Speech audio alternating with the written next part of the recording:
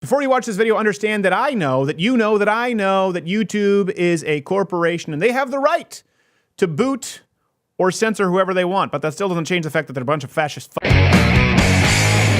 This is why we launched the Mug Club in partnership with CRTV. You'll see now it's more important than ever. It's actually a necessity for what we do because of people who are beholden to, unfortunately, the colluding corporate overlords. So there's a lot of news out there regarding YouTube right now, with advertisers pulling from YouTube and YouTube changing their whole revenue model. Naturally, a lot of people are scared and want some answers to questions. So let me explain this to you. Let's unpack it first from where this started. Before we get into the current revenue issue, and that's why, like we said, we have to create other streams of revenue. We have the website, we have the podcast. The Mug Club is the most important thing. It allows us to grow and employ everybody. Let's get into the soft types of silencing of voices of opposition that have occurred on YouTube for a while, and that's been before this. So, for example, restricted mode. This is something a lot of people don't know. Restricted mode is a mode that's, I think, automatic if you are not over 18 on YouTube. And unless you are logged into YouTube and over the age of 18 and confirm that, you can't see videos that are barred in restricted mode. Most people who use YouTube are not active YouTube users. So if you actually look at yours truly, our channel, in restricted mode, you can't see anything. You cannot find any videos. By the way, it's important to note, this show is FCC compliant, because that's how this show was. It was a radio show. It was a syndicated radio show before we went exclusively online. So you could run this show on any radio station. You could run it on any television network. That's why we put the bleeps in there, because that's what we had to do. Is it offensive to some people? Sure. Is it an actual violation of FCC guidelines? No, it's not. Now contrast our channel in restricted mode with the commanders of using the word fuck, so you know it's real talk in chief, the Young Turks.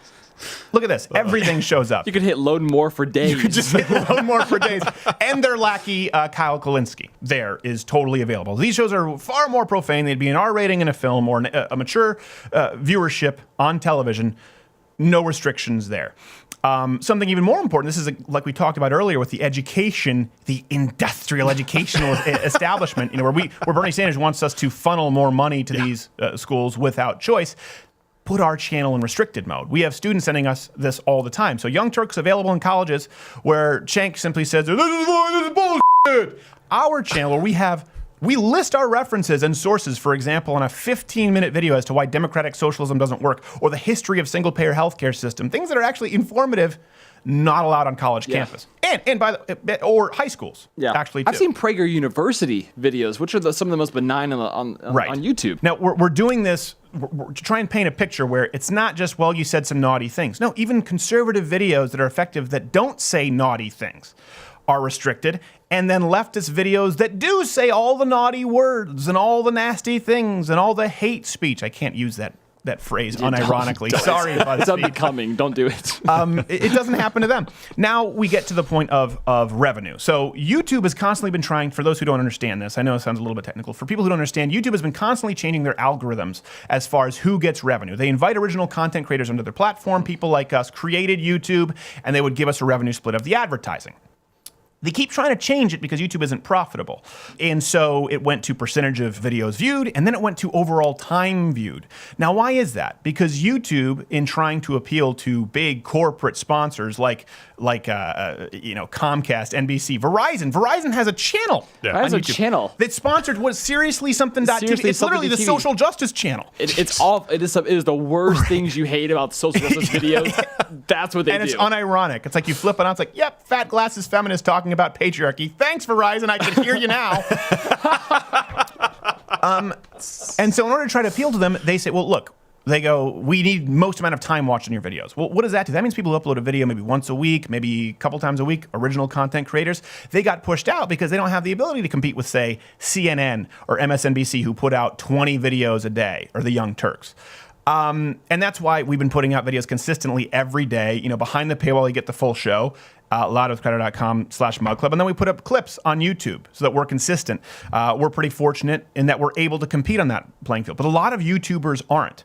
So here's what happened with our revenue recently. If you look at this chart, we deleted the numbers to try and be discreet. Look at that. Plummets down to 0 overnight.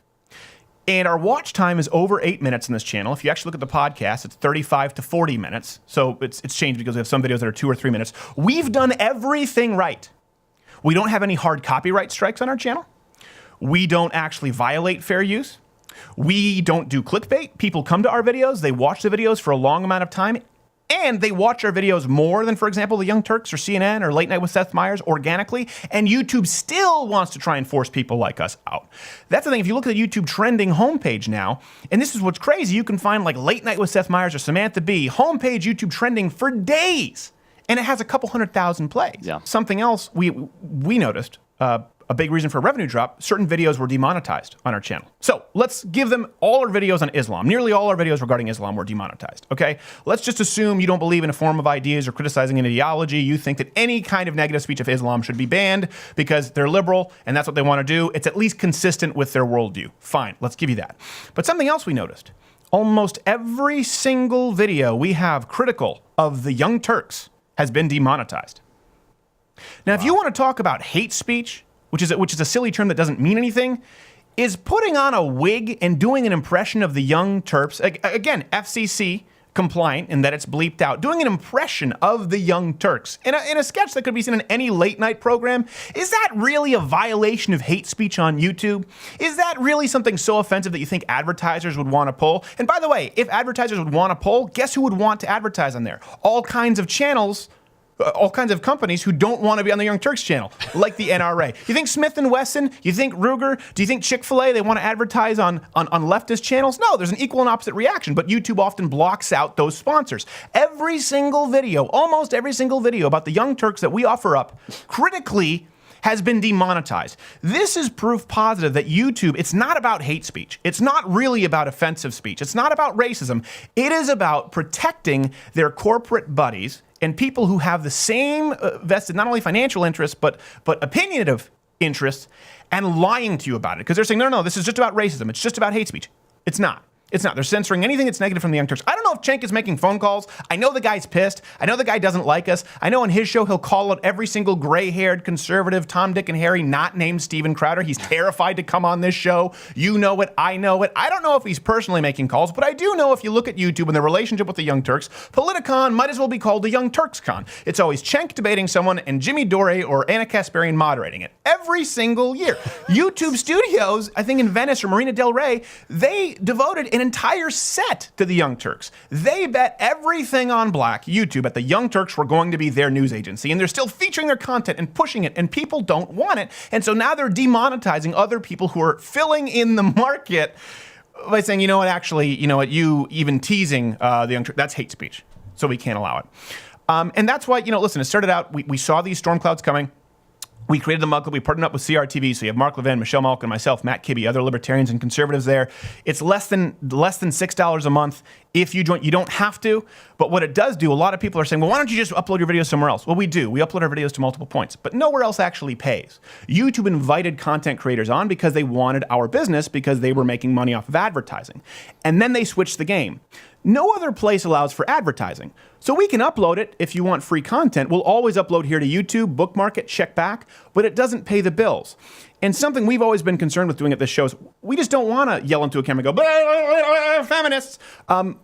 12 people are employed. We want to elevate online content. It's great that people can sit there and bitch about things into a webcam, but we're actually changing lives. We have researchers, we have writers, we have video producers. People here who are working on the show are trying to create online content to a level of quality that we know you want and you demand. And we've offered it for free for a long time. And a good portion of it is still for free, but we can't continue to do it so long as people like YouTube and Facebook and Twitter keep changing the game. That's why we have the Mug Club. If you guys actually want to see this content continue to go on, continue to grow, the free content, we appreciate it if you join at louderwithcrowder.com/Mug Club. But it really is unreal. It really is Orwellian. They have the right to do whatever they want to do as far as being a corporation, but they're lying about it and switching the game so often. Thanks so much for watching. Hit the subscribe button, or if you want to join the Mug Club, if you're a student, veteran, or military, it's $69 for the year. To support this content, it'll always be free here on YouTube. We'll probably be uploading elsewhere. But thanks to everyone who's been with us through thick and thin, and hopefully the show will go on. That's both a figure of speech and quite literal in this case. Click the button. Click the button. I dare you. Do it.